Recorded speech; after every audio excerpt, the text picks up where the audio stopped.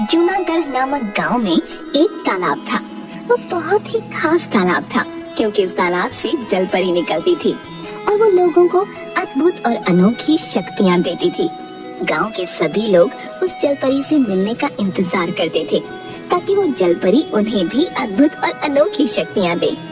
उसी तालाब के पास एक छोटी सी कुटिया थी और उसी कुटिया में दो साधु रहा करते थे।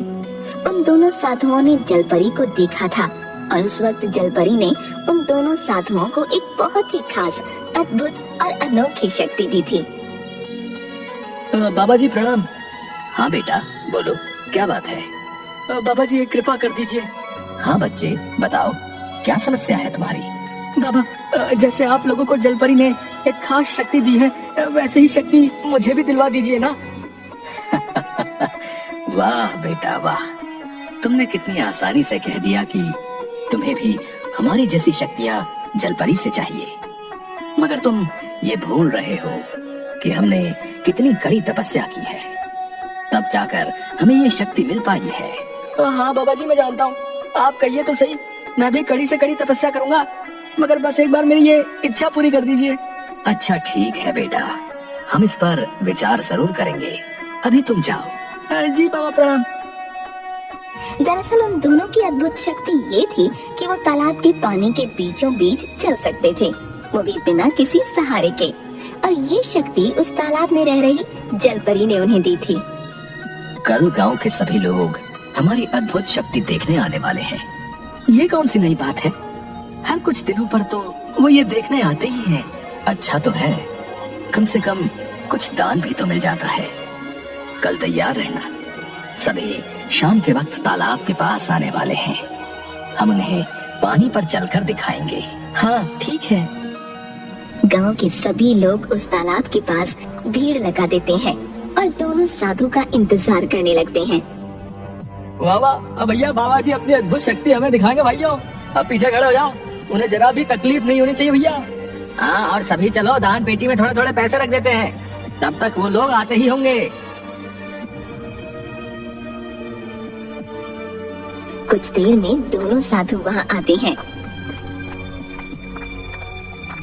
अरे देखो देखो देखो, बाबा जी आ गए। बाबा जी की जय, बाबा जी की जय। आप सभी शांत हो जाइए, शांति रहेगी तभी हम अपनी अद्भुत शक्ति दिखा पाएंगे। हाँ हाँ बाबा जी, हम सभी शांत हैं। चुप जाओ सभी। दिखाइए बाबा जी, आप लोग अपनी अद्भुत शक्ति दिखाइए। दोनों साधु अपनी अपनी आंखें बंद करते हैं और मंत्र पढ़ना शुरू करते हैं। सभी लोग गौर से दोनों बाबाओं को देख रहे थे। कुछ मिनट तक मंत्र पढ़ने के बाद दोनों पानी पर उतरते हैं। हर हर महादेव। पहले एक साधु पानी पर चलता है, उसके बाद दूसरा। ये दृश्य देख सभी जोर जोर से तालियां बजाने लगते हैं। वाह, बाबा जी ने कमाल कर दिया भाई। देखा आप लोगों ने, ऐसी शक्ति तो दुनिया में किसी के पास नहीं होगी। आप दोनों के अलावा तो हमने कभी किसी को पानी पर चलते नहीं देखा। धन्य हो बाबा, आप लोग धन्य हो।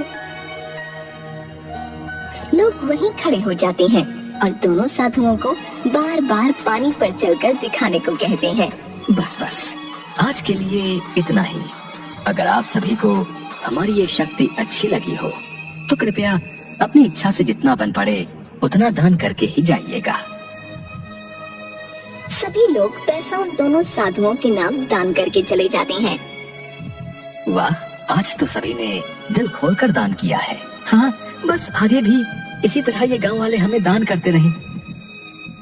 दोनों साधुओं ने गांव वालों को बताया था कि जितना भी पैसा दान में मिलता है वो सब गरीबों में बांटा जाता है, जिस वजह से गांव वाले ज्यादा पैसे दान किया करते थे।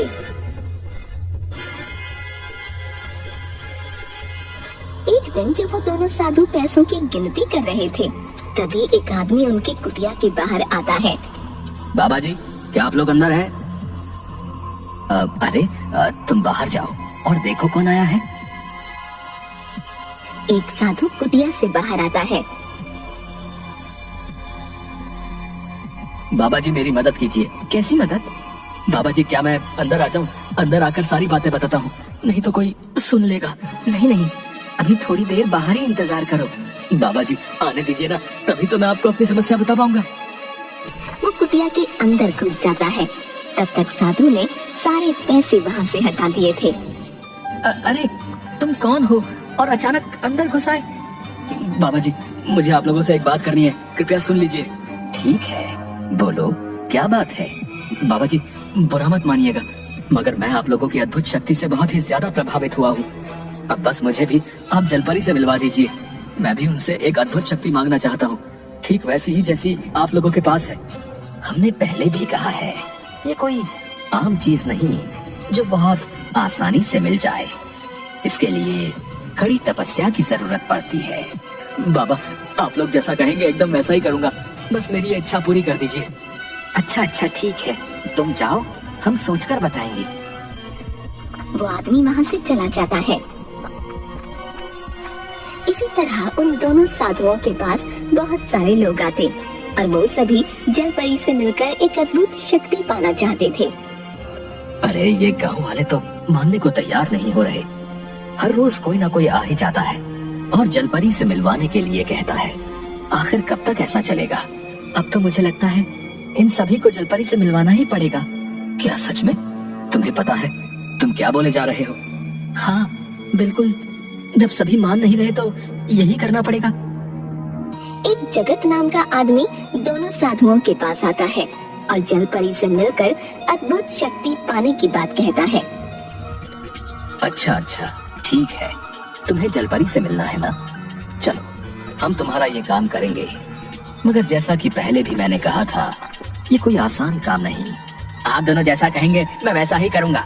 हाँ ठीक है, एक काम करो, इसमें जो भी सामान लिखा है उसे खरीद कर ले आओ। इन सभी सामान का क्या होगा बाबा जी?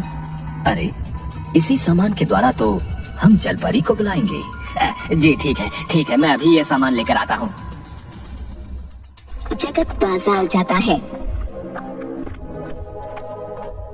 अरे 20 किलो चावल, 20 किलो आटा, 5 लीटर घी, 4 लाल साड़ी, 4 डब्बा चूड़ी, 2 सोने की कान की बालियां। इतना सारा सामान मैं अचानक कैसे खरीदूं भाई?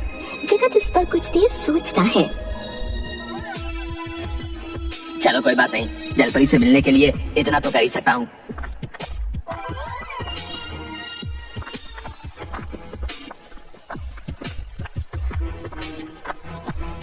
ये लीजिए, मैं सभी सामान लेकर आ गया। वाह, ये तो बहुत अच्छी बात है। अब ये लो, इसमें जो भी लिखा है वो भी लेकर आओ। अरे बाबा जी, अभी तो मैं इतना सामान लेकर आया हूँ और आप कह रहे हैं और सामान लेकर आना है। बेटा, हवन का सामान तो तुम लेकर ही नहीं आए। ये तो सारा सामान जलपरी के नाम चढ़ेगा, बाकी हवन के लिए भी तो सामान चाहिए। वापस जगत बाजार आता है और हवन का सामान खरीद कर ले जाता है। बाबा, अब मेरे पास बिल्कुल भी पैसे नहीं बचे हैं। आपने जो भी कहा वो मैं सब लेकर आ गया हूँ। हाँ बेटा, अब कुछ भी नहीं चाहिए। हम आज से ही हवन शुरू करते हैं। दोनों साधु सारा सामान एक साथ रख देते हैं और हवन शुरू करते हैं।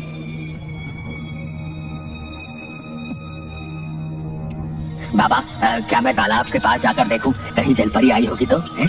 नहीं बेटा, आज तो पहला ही दिन है।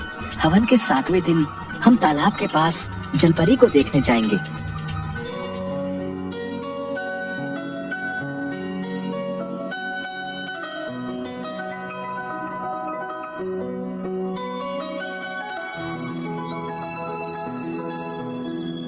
सातवें दिन वो आदमी दोनों साधुओं के पास आता है।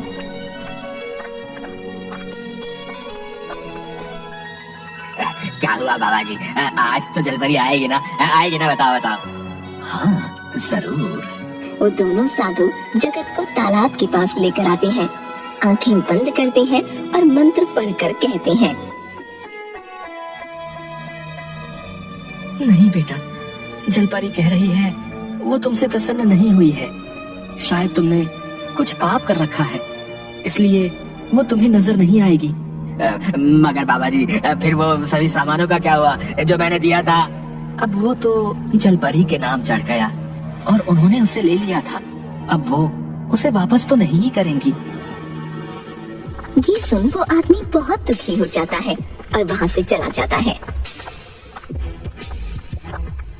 इस तरह वो दोनों साधु पूरे गांव में सभी को जलपरी से मिलवाने के बहाने ढेर सारा सामान लेने लगते हैं।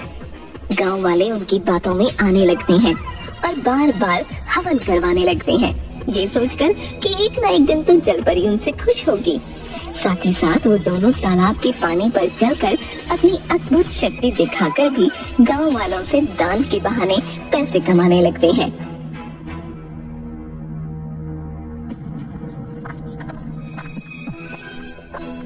एक दिन जगत सोचता है, बस एक आखिरी बार जलपरी को खुश करके देखता हूँ। आज के आज बाबा से मिलने जाता हूँ। जगत शाम के वक्त उन साधुओं की कुटिया की ओर आने लगा। उस वक्त दोनों मिलकर सारे पैसे गिन रहे थे।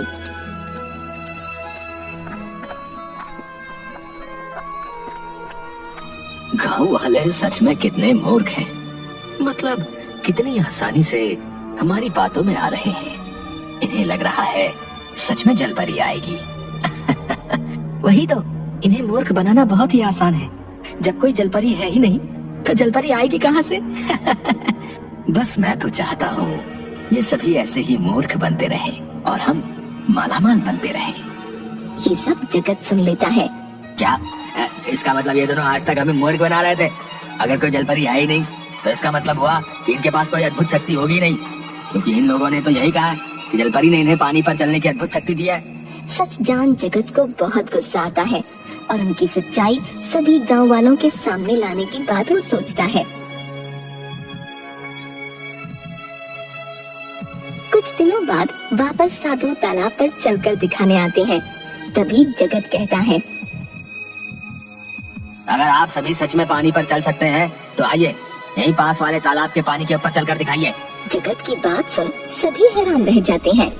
अरे जगत, तुम पागल हो गया क्या है? ये क्या बोले जा रहे हो? ये दोनों ये काम नया थोड़े ही कर रहे हैं जो तुम इन पे शक कर रहे हो। नहीं नहीं, अगर ऐसा ही है तो ये मेरी बात को स्वीकार करें और वहाँ चलकर दिखाए। अरे तुम शांत हो जाओ और जाओ यहाँ से। अगर तुम्हें ये नहीं देखना तो इन्हें देखने दो। नहीं नहीं, मैं कहीं नहीं जाऊंगा। आप दोनों पास वाले तालाब के पानी पे चल के दिखाइए। हाँ। अरे बाबा जी, आप लोग इसकी बोलते बंद कर दीजिए और वहाँ पे चलकर दिखा दीजिए। सभी जबरदस्ती दोनों साधुओं को उस तालाब तक लेकर आते हैं।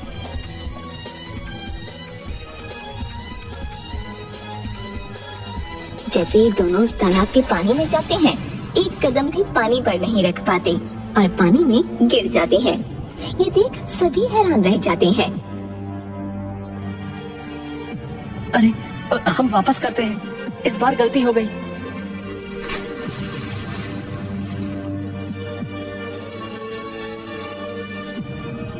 बार बार करने पर भी वो पानी पर चल नहीं पाते। इसका मतलब जगत सही कह रहा था, इन लोगों के पास कोई अद्भुत शक्ति नहीं। जगत तुरंत उसी तालाब में कूद जाता है जिस पर वो साधु चलते थे। तब उसे पता चलता है कि उस तालाब के नीचे जगह जगह पत्थर रखे हुए हैं, जिसकी मदद से वो दोनों पानी पर चलते थे। देखो आप सभी, इस पत्थर की मदद से ये दोनों इस तालाब के पानी पर चलते थे। दोनों मुंह छिपाकर भागने लगते हैं।